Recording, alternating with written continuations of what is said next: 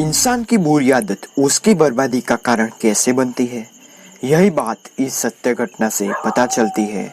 जब इंसान को मेहनत करने की आदत नहीं रहती है तो वह अपनी ज़रूरतें पूरे करने के लिए गलत रास्ते चुनता है, जिस कारण अंत में रूह कपकपा देने वाला अंजाम मिलता है। बगवदर गुजरात का एक छोटा सा गांव है। दोस्तों, कहानी कहता हूँ, ध्यान से सुनिएगा, ठीक है। और चैनल को सब्सक्राइब कर लीजिए और कमेंट भी कर लीजिए, और गाइस वीडियो को शेयर कर दीजिए अभी फटाफट। और मैं कहानी स्टार्ट करता हूँ, ध्यान से सुनिएगा, ध्यान से। बगवदर गुजरात का एक छोटा सा गाँव है। आबो हवा खेती के अनुकूल होने के कारण गाँव खुशहाल भरा जीवन बिता रहा था। बात 1993 की है। मनसुख के बाबूजी दिन रात खेती बाड़ी करके घर का खर्चा चला रहे थे। बेटा जवान हुआ तो पिता ने उसे कामकाज में हाथ बटाने को कहा, लेकिन मनसुख सिर्फ मटर मस्ती करने और जुआ खेलने में मशगूल रहता था, इसलिए माँ बाप ने उसे घर से निकाल दिया। अब मनसुख चंपा नाम की कुख्यात लड़की के साथ रहने लगा। इन दोनों की दोस्ती का कारण ही जुआ था। दोनों मिलकर गांव के लोगों को जुआ खिलाने लगे और खुद भी दाव लगाते। करीब 3 महीने में दोनों दिवालिया हो गए। फिर खाने के लाले पड़ गए। चंपा और मनसुख दोनों जानते थे कि अब उन दोनों की मदद कोई नहीं करेगा, इसलिए उन दोनों ने गांव के बच्चों को निशाना बनाना शुरू किया। उन्होंने ऐसे ठिकानों का पता किया जहां लोग बेमौत मरते थे। फिर वहां जाकर रात उन अतृप्त आत्माओं का आवाहन शुरू किया। फिर उनमें से दुरात्माओं का छांटकर उनकी बुरी इच्छाएं पूरी करना शुरू किया। इस काम से चंपा की मेली विद्या में बढ़ोतरी हुई। अब चंपा जब चाहे तब पड़ोस के किसी भी बच्चे को बुखार, खांसी, उल्टी, सर दर्द जैसे छोटे बड़े रोग लगा देती। इस काम के लिए वह बच्चों को घर पर बुलाती और उसके कपड़े का टुकड़ा और बाल काट लेती। फिर रात में शमशान जाकर उपद्रवी आत्माओं के लिए उन चीज़ों को अनुष्ठान करती थी। दोस्तों, ताज़ा खून, जानवर का मांस वगैरह चढ़ाने के लिए मनसुख मदद करता। बच्चों को बीमार कर खुद उनका इलाज मेली विद्या हटा कर देना इस जोड़े ने अपना पेशा बना लिया। देखते देखते दोनों खूब पैसा कमाने लगे। बार बार बच्चे बीमार पड़ते, बार बार इलाज होता। इस बात से गांव वालों को चंपा और मनसुख पर ही शंका हुई। अब गांव के लोगों ने इन पर नजर रखना शुरू किया। एक रात गांव का दर्जी रमेश खांसी के कारण अचानक जाग गया। उसकी नजर खिड़की के बाहर पड़ी तो उसके होश उड़ गए।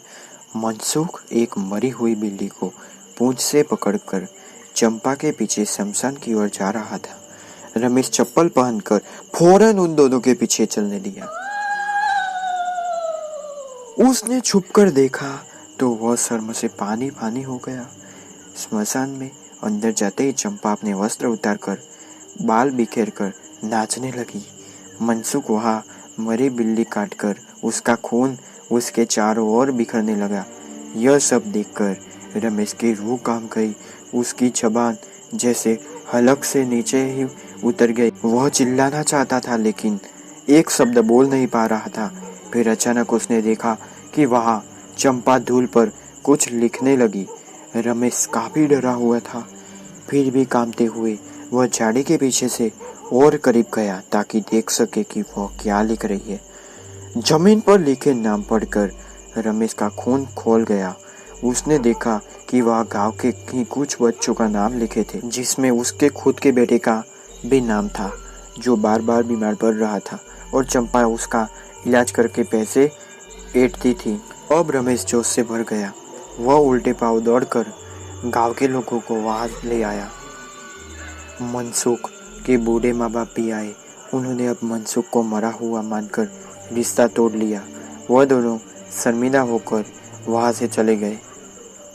गांव के लोगों ने इन दोनों मनसुख और चंपा को खूब पीटा और उनका हुक्का पानी बंद करके गांव की हद के बाहर फेंक दिया। दोनों टीले के पार झोपड़ी में रहने लगे। वहां झोपड़ी पर दिन तो कट जाता लेकिन रात में वह बुरी आत्माएं भोग खाने लाती। चंपा उसे कुछ दे नहीं पाती। वह उसके शरीर को ही काटते नोचते रहते। एक रात किसी झगड़े के कारण मनसुख वहां से चला गया। इस घटना के बाद तीसरे ही दिन उसकी लाश एक वीरान जगह पर मिली। मौत का कारण आज तक कोई बता नहीं सका। लोग कहते हैं कि चंपा ने ही रोष में आकर मनसुख का भोग लिया ताकि बुरी आत्माएं उसे तंग ना करें। करीब 6 महीने बीत गए।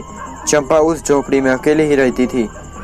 देर रात को अक्सर उसके चिल्लाने और कहराने की आवाजें गांव में सुनाई देती, लेकिन उसकी बुरी करतूतों के कारण कोई उसकी मदद को नहीं जाता।